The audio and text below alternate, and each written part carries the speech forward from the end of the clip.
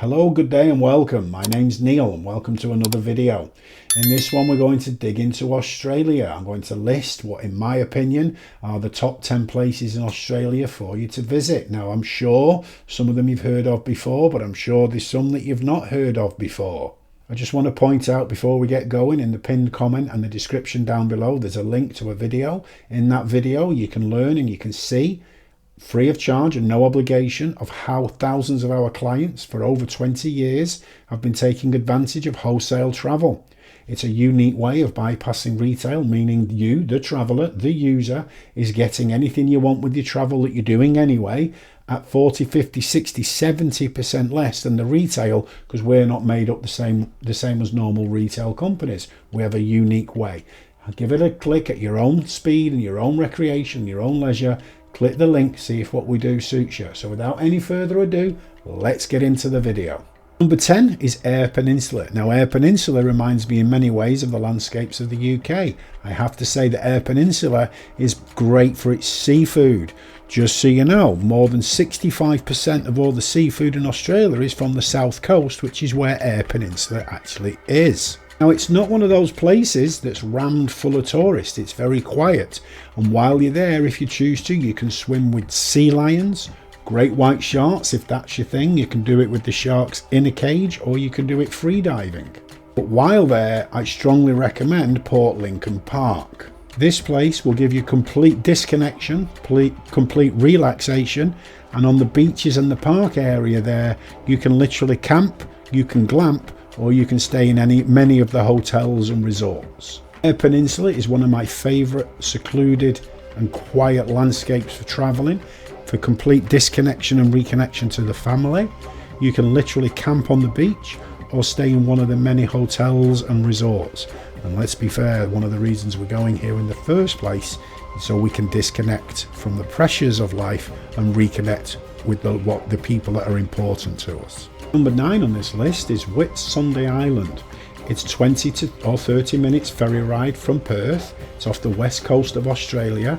It's welcoming to all travellers, whether you're a backpacker or whether you're staying there for several days. Whilst you're on Whitsunday Island, I strongly recommend you hire a bicycle. It's the best way to see the island.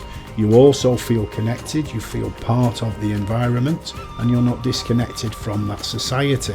They have the normal bicycles you push, they also have the electrical bicycles. It's a great way to see the island and feel connected to that island. A bicycle is a great way to see and explore at your own speed and your own leisure and see what you wish, but also you still feel connected to the local environment. I don't recommend walking around Whitsunday Island. Bus there, you can hop on and off. You can see what you want. The timetable is very good. They run very often, and you can hop on and off the bus to see what you want whenever you choose to. It's a great way of getting around. On Whitsunday Island, one of its things it's famous for is the waterfalls. There are some amazing waterfalls. The water is crystal clear and it is not too populated. If you decide to stay overnight on Whitsunday Island, I would recommend Peaky's Beach or Parakeet Bay. It's the central part of that area. It's walking distance from the ferry terminal. There's a kids club down the beach where the lighthouse is. There is even plenty of bars and restaurants for you to get involved in the island and feel connected. And the greatest thing about this part of the world is the wildlife. The animals are all super cute. They're all wonderful. They all have their photographs taken with you. But of course, we need to respect their boundaries. Number 8 on this list is Cairns and the Great Barrier Reef. We knew the Great Barrier Reef would be on the list, right? We've all heard of it, one of the natural wonders of the world. The reason for it is it's one of those places of natural beauty. A suggested itinerary for you. So I'm going to suggest you fly into Cairns Airport and you book one of the resorts on the Escalade. That's right on the waterfront. It's a minute's walk to where you're on the reef. Book one of the glass bottom boats or snorkeling, scuba diving. You can see the reefs in all those different ways. Under the tours and in the boats, then you know you're not going to get into any danger and you're looked after. For example, I'm not super confident in water. I prefer to see, and I'm more relaxed to see the sea life in the glass bottom boats. Once you've come back from your tour, you need to try the restaurants and the waterfront foods. Another day out is the Kuranda Village train. That's a train that takes you through the rainforest where there's cascading waterfalls. It's winding through. You get off in Kuranda Village. In Kuranda Village, you can see all the crafts, the fairs and the handiwork. And I recommend you come back on the Skyrail, because then you have the panoramic views on the Skyrail of the rainforest when you're going back to Cairns. Another day I recommend in Cairns is the Aboriginal Park. You can only go in with a registered guide. It's sacred and hallowed ground. You go back and you can see the way that the Aboriginals lived for thousands and thousands of years. Then there is the Cairns Market. You can browse the stalls at the market. You can get into the local cuisines and treats and foods and the market stalls. And the final two in Cairns, I'm going to recommend the Sunset Cruise one night. The sunsets are stunning to behold. And if those of you like a little bit more extreme, there's always the white water rafting. Well, I'm not very adventurous, but I like a little bit of adventure when I travel. When you do something like skiing, and when you do something like a white water rafting, or maybe rock climbing or mountaineering, if that's your thing, you're so focused at that moment that any other distractions that normally are going on day-to-day life are completely forgotten at that point. So number 7 on my list is Litchfield National Park. There's many companies that do day trips from Darwin to here, public transport, or you can drive down yourself. The reason for it is the pools, the natural little lakes and the huge waterfalls. I have to say, going in one of the pools and swimming under the waterfalls of that cold water that was rushing down is one of the memories that sticks with me for the rest of my life. One thing I will say, if you're going to go to Litchfield National Park, is go early, because it did get busy in the afternoon. In the morning when I went, it was really quiet, but in the afternoon it did get a little busier. So I would strongly recommend, if you're going to go, try and go early, because then you're beating those crowds. Now, as well as the waterfalls, there's obviously termite mounds. Now, in Australia, you will see them on the side of the road as you're driving down, but at Litchfield Park, they are truly massive. They're huge. And it just goes to show you the power of what animals can make and the way they make those termite mounds, which I'm sure we all know. But I strongly recommend, as well as the pools and the waterfalls, I strongly recommend you see some of those termite mounds in Litchfield National Park. But just swimming in those waterfalls and those pools genuinely is one of the best memories I've got of Australia. Number 6 on this list, I strongly recommend you go to Camel Beach in Western Australia. This is on people's bucket list for people that live in Western Australia. It's a place where the camels roam around the town. You can get up close and personal to them. And on the beach in the evening at sunset, you've got hundreds of camels and their shadows being cast all over that beach. And of course, you can ride them on the beach if you choose to. Now, I will say they're not the freshest smelling animals in the world. So if you do choose to go to Sunset Beach and the camels at Sunset Beach in Western Australia, I recommend you take a bar of soap and a towel. One of the most exhilarating things that I did when I was there, I rented a 4x4 Jeep and I did a beach ride. I drove onto the beach in Sunset Beach with the camels. So you can just imagine it. It was sunsetting with the camels in my Jeep, just having a cold beer. It was really cool. It sticks with me. I really enjoyed that part of the world. And here we are, just coming up to the halfway point.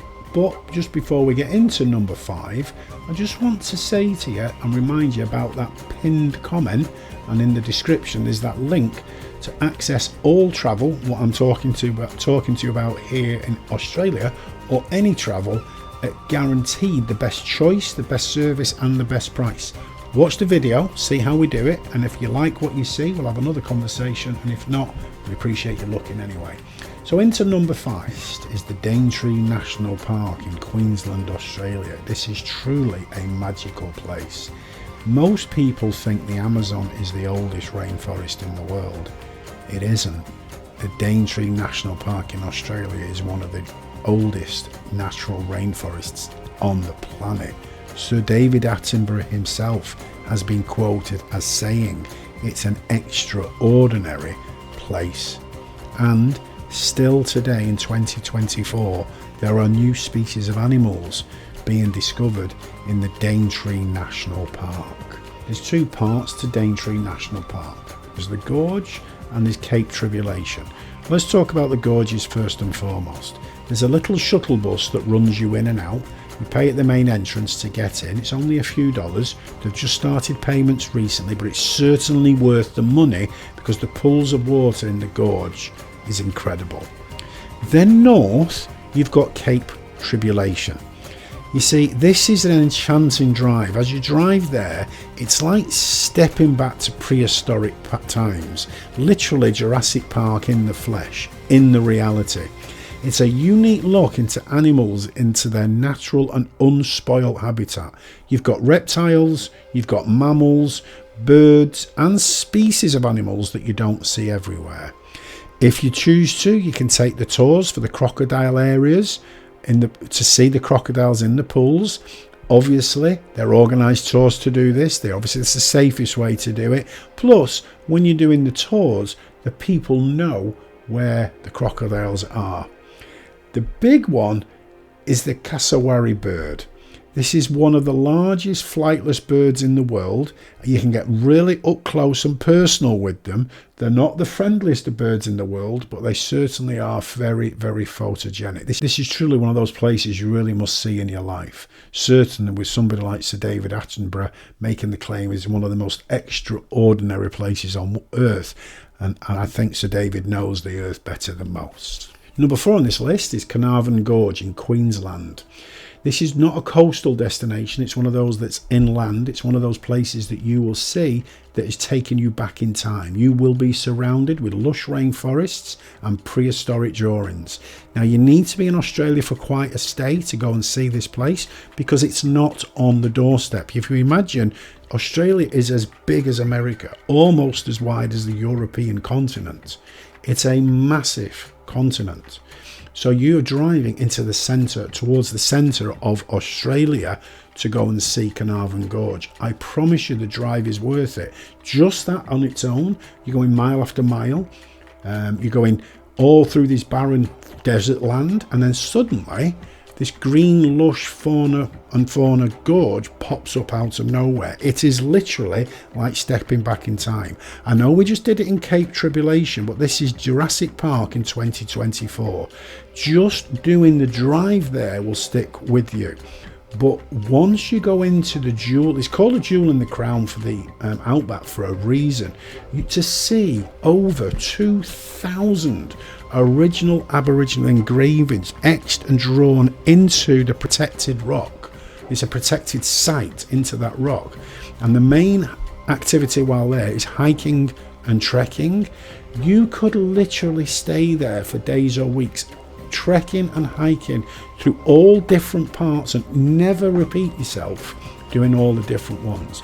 I cannot stress enough, if you go to Australia and you get the time, go to Carnarvon Gorge in Queensland. It will stay etched on your mind, and that's why it's number 4 on my list. Number 3 on my list is an island called Magnetic Island in Queensland. This is an island that's granite boulder filled, secret beaches, wallabies, and you guessed it, koala bears. Now, just before I get into Magnetic Island, can I just point out for you again, in that pinned comment and in the description is that link for that 7-minute video. Have a look and see how all my clients are getting all their travel at hundreds and thousands less than retail. The reason I'm recommending Magnetic Island is because of the restaurants, the cafes, the bars, the alleys. You can really get involved in that local way of life. The infrastructure, the highways, the byways, they're really well integrated. You can drive around it over the island, there's no problems at all. You can take an RV, you can take your camper van, and on the island in your own steam. There I only went for 1 night, so I stayed 2 days.